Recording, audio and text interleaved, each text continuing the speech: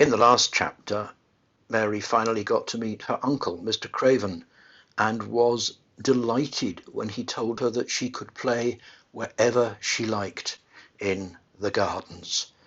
But when she rushed back to her secret garden to tell Dickon, there was no sign of him. He'd left a note with a picture on it and the words, "I will come back." This now is chapter 13 of The Secret Garden by Frances Hodgson Burnett, and it's called I Am Colin.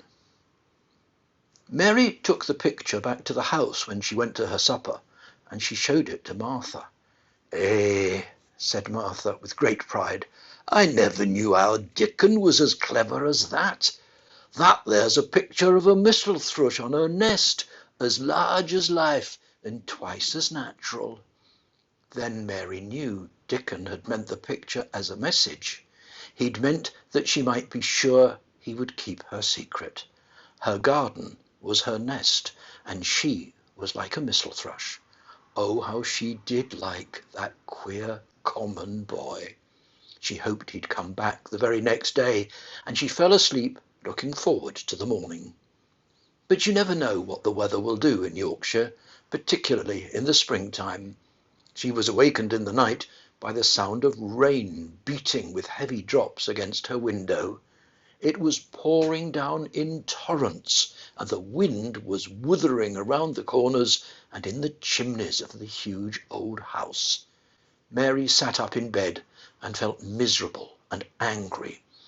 "The rain is as contrary as I ever was," she said.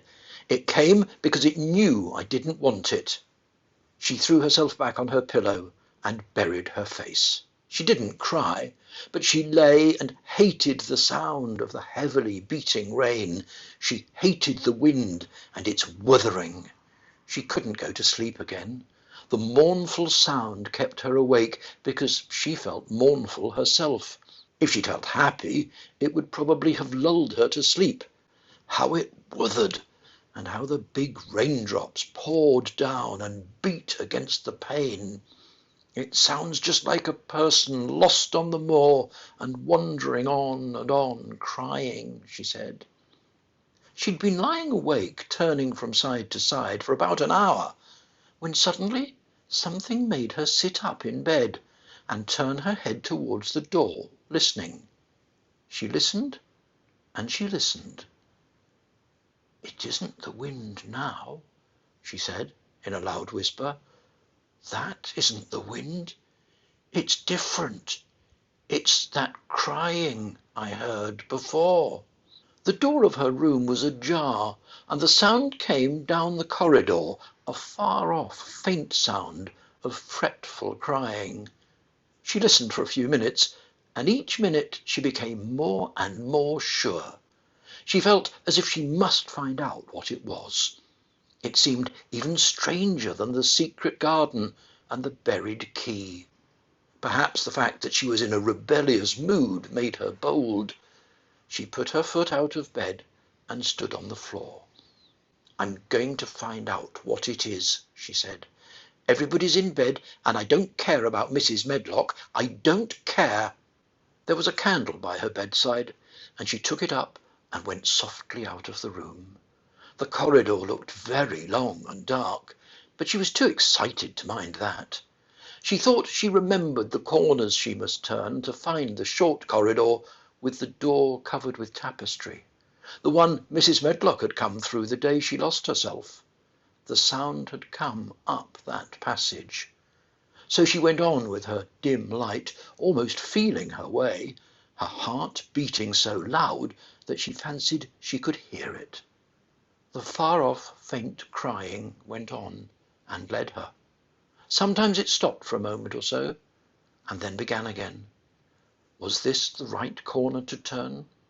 She stopped and thought. Yes, it was.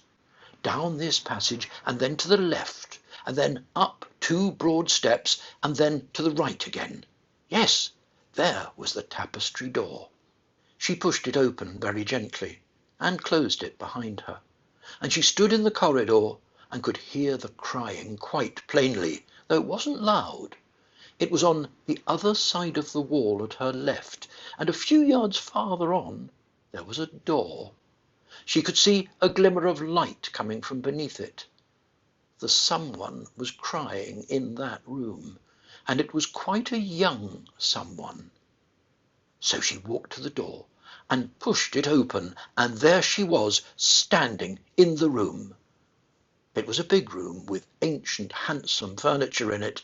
There was a low fire glowing faintly on the hearth, and a night-light burning by the side of a carved four-posted bed hung with brocade. And on the bed was lying a boy, crying fretfully. Mary wondered if she was in a real place, or if she'd fallen asleep again and was dreaming without knowing it. The boy had a sharp, delicate face, the colour of ivory, and he seemed to have eyes too big for it. He also had a lot of hair which tumbled over his forehead in heavy locks and made his thin face seem smaller. He looked like a boy who'd been ill, but he was crying more as if he were tired and cross than as if he were in pain. Mary stood near the door with her candle in her hand, holding her breath.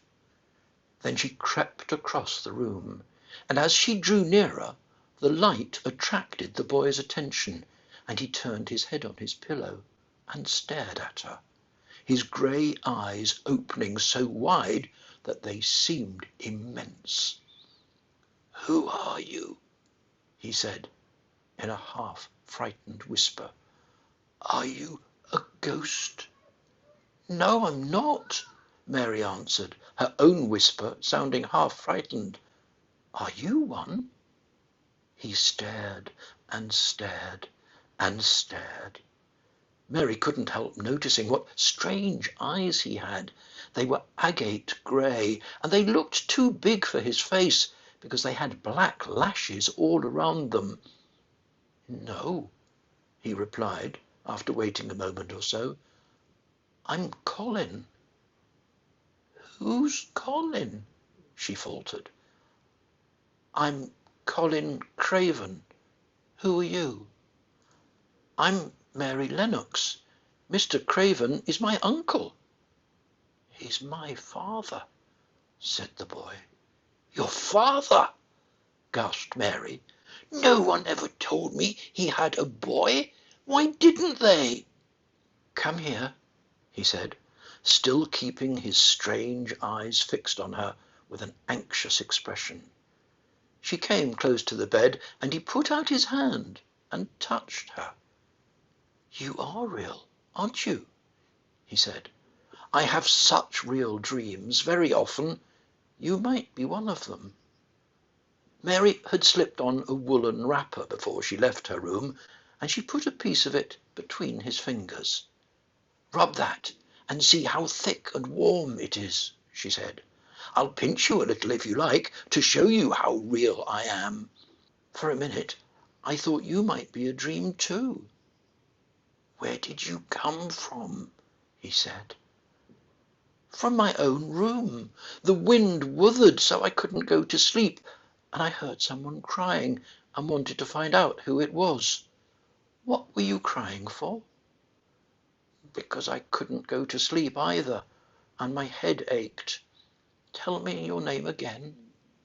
"Mary Lennox. Did no one ever tell you I'd come to live here?" He was still fingering the fold of her wrapper, but he began to look a little more as if he believed in her reality. "No," he answered, "they daren't." "Why?" asked Mary.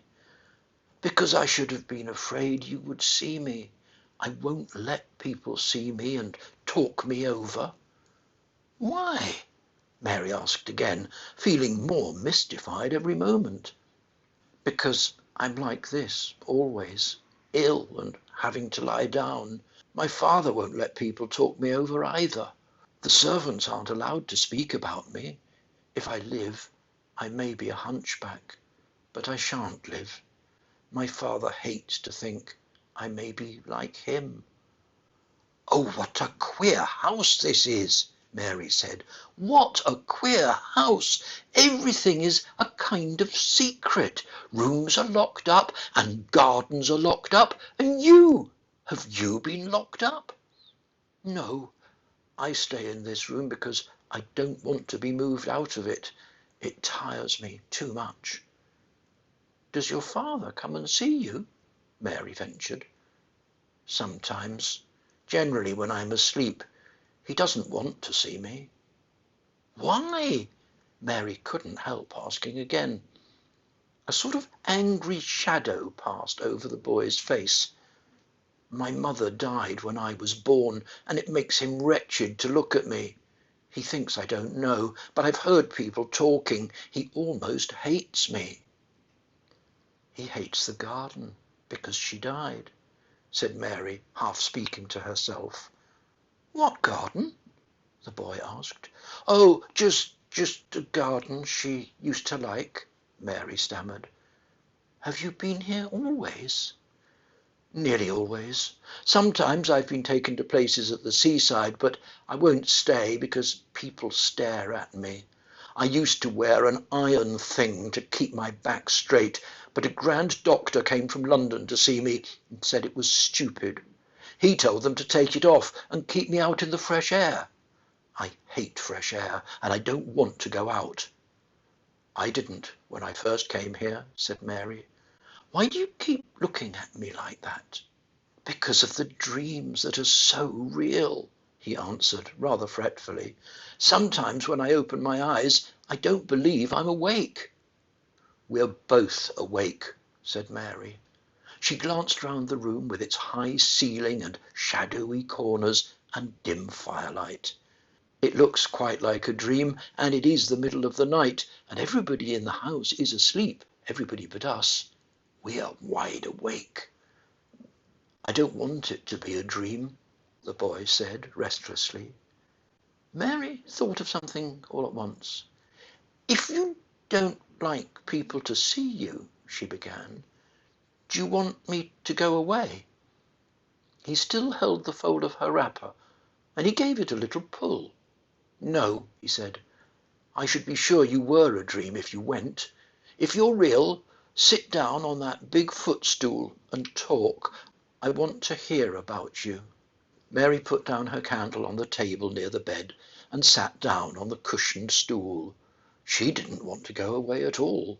She wanted to stay in the mysterious hidden-away room and talk to the mysterious boy. "What do you want me to tell you?" she said. He wanted to know how long she'd been at Misselthwaite. He wanted to know which corridor her room was on. He wanted to know what she'd been doing, if she disliked the moor as he disliked it, where she'd lived before she came to Yorkshire. She answered all these questions and many more, and he lay back on his pillow and listened. He made her tell him a great deal about India and about her voyage across the ocean. She found out that because he'd been an invalid, he hadn't learnt things as other children had. One of his nurses had taught him to read when he was quite little, and he was always reading and looking at pictures in splendid books. Though his father rarely saw him when he was awake, he was given all sorts of wonderful things to amuse himself with. He never seemed to have been amused, however. He could have anything he asked for, and was never made to do anything he didn't want to do. "Everyone's obliged to do what pleases me," he said indifferently. "It makes me ill to be angry. No one believes I shall live to grow up." He said it as if he was so accustomed to the idea that it had ceased to matter to him at all. He seemed to like the sound of Mary's voice. As she went on talking, he listened in a drowsy, interested way. Once or twice she wondered if he weren't gradually falling into a doze. But at last he asked a question which opened up a new subject. "How old are you?" he asked. "I'm 10, answered Mary, forgetting herself for the moment. "And so are you." "How do you know that?" he demanded in a surprised voice. "Because when you were born, the garden door was locked and the key was buried, and it's been locked for 10 years. Colin half sat up, turning toward her, leaning on his elbows. What garden door was locked? Who did it? Where was the key buried? He exclaimed as if he were suddenly very much interested. It was the garden Mr. Craven hates, said Mary nervously. He locked the door. No one knew where he buried the key. What sort of a garden is it? Colin persisted eagerly. No one's been allowed to go into it for 10 years, was Mary's careful answer. But it was too late to be careful. He was too much like herself. He too had had nothing to think about, and the idea of a hidden garden attracted him as it had attracted her. He asked question after question. Where was it? Had she never looked for the door? Had she never asked the gardeners? They won't talk about it, said Mary. I think they've been told not to answer questions. I would make them, said Colin. Could you? Mary faltered, beginning to feel frightened. If he could make people answer questions, who knew what might happen? Everyone is obliged to please me, I told you that, he said. If I were to live, this place would sometime belong to me. They all know that. I would make them tell me. Mary hadn't known that she herself had been spoiled, but she could see quite plainly that this mysterious boy had been. He thought the whole world belonged to him. How peculiar he was, and how coolly he spoke of not living. Do you think you won't live? She asked, partly because she was curious, and partly in hope of making him forget the garden. I don't suppose I shall, he answered, as indifferently as he'd spoken before. Ever since I remember anything, I've heard people say I shan't. At first they thought I was too little to understand, and now they think I don't hear. But I do.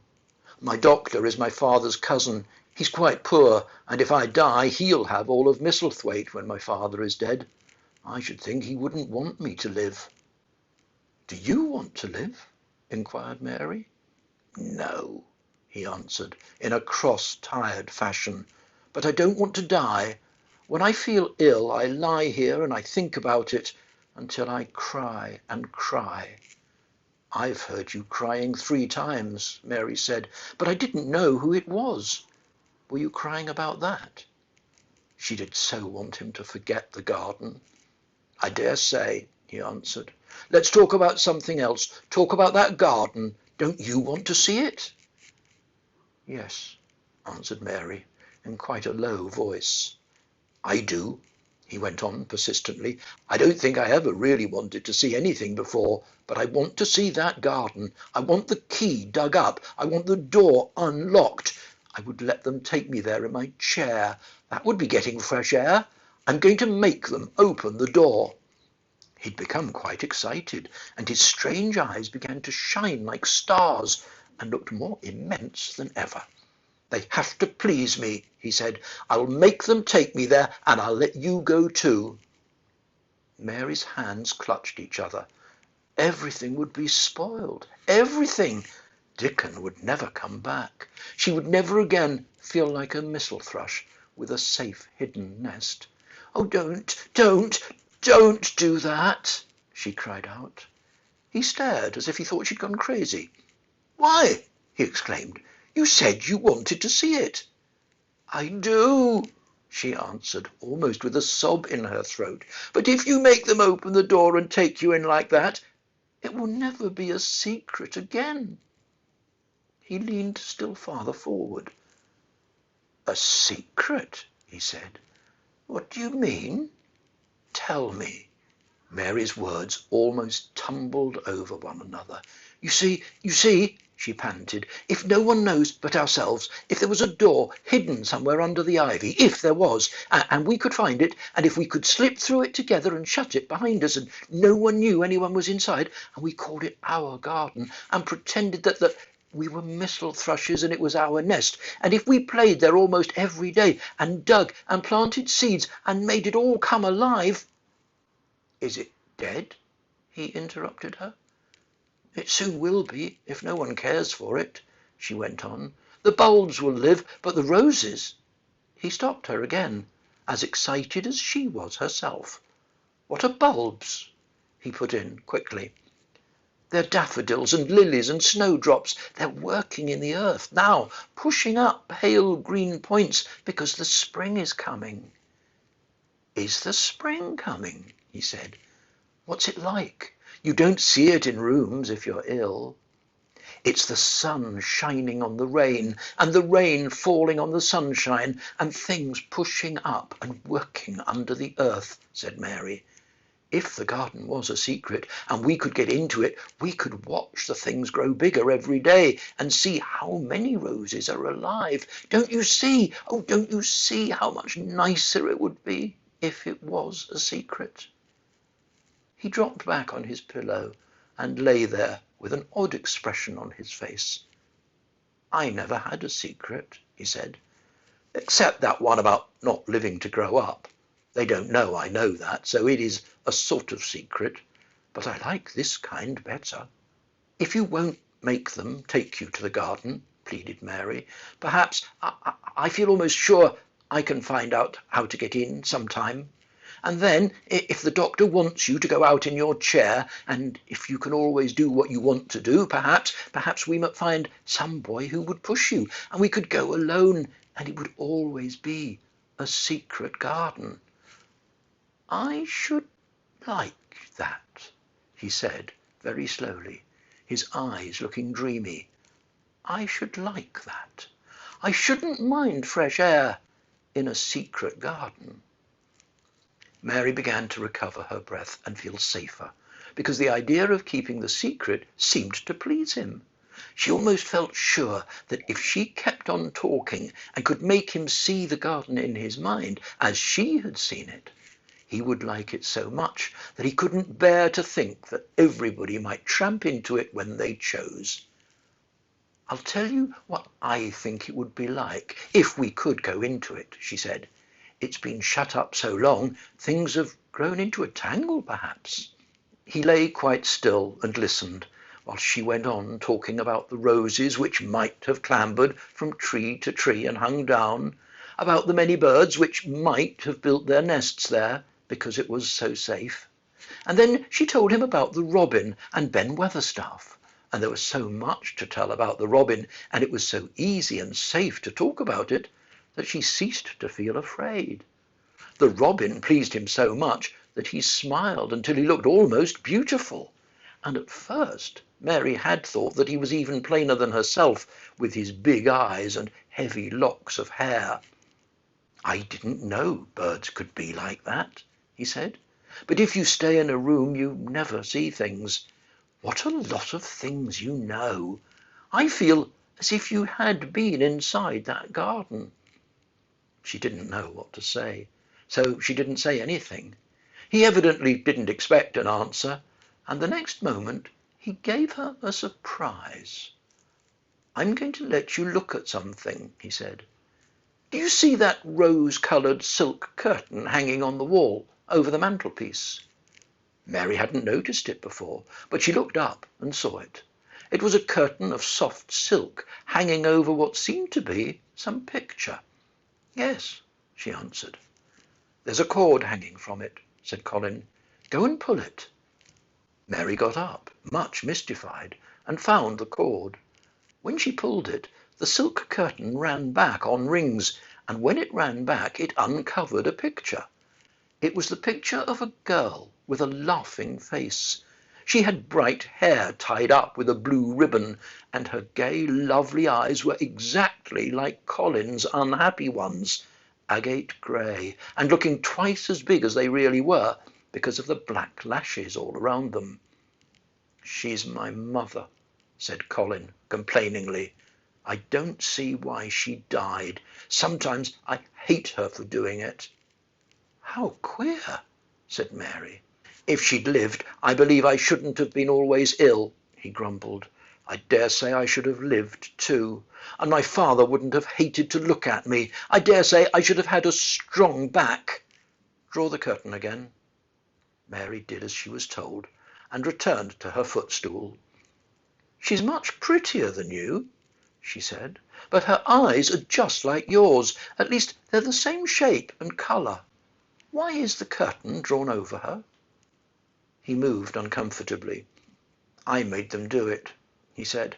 "Sometimes I don't like to see her looking at me. She smiles too much when I'm ill and miserable. Besides, she's mine, and I don't want everyone to see her." There were a few moments of silence, and then Mary spoke. "What would Mrs. Medlock do if she found out that I'd been here?" she inquired. "She would do as I told her to do," he answered, "and I should tell her that I wanted you to come here and talk to me every day. I'm glad you came." "So am I," said Mary. "I'll come as often as I can, but—" She hesitated. "I shall have to look every day for the garden door." "Yes, you must," said Colin, "and you can tell me about it afterward." He lay thinking a few minutes, as he'd done before, and then he spoke again. "I think you shall be a secret too," he said. "I won't tell them until they find out. I can always send the nurse out of the room and say that I want to be by myself. Do you know Martha?" "Yes, I know her very well," said Mary. "She waits on me." He nodded his head toward the outer corridor. "She's the one who's asleep in the other room. The nurse went away yesterday to stay all night with her sister, and she always makes Martha attend to me when she wants to go out. Martha shall tell you when to come here." Then Mary understood Martha's troubled look when she'd asked questions about the crying. "Martha knew about you all the time," she said. "Yes, she often attends to me. The nurse likes to get away from me, and then Martha comes." "I've been here a long time," said Mary. "Shall I go away now? Your eyes look sleepy." "I wish I could go to sleep before you leave me," he said, rather shyly. "Shut your eyes," said Mary, drawing her footstool closer, "and I'll do what my ayah used to do in India. I will pat your hand and stroke it and sing something quite low." "I should like that, perhaps," he said drowsily. Somehow she was sorry for him and didn't want him to lie awake, so she leaned against the bed and began to stroke and pat his hand and sing a very low little chanting song in Hindustani. "That's nice," he said, more drowsily still, and she went on chanting and stroking, but when she looked at him again, his black lashes were lying close against his cheeks, for his eyes were shut, and he was fast asleep.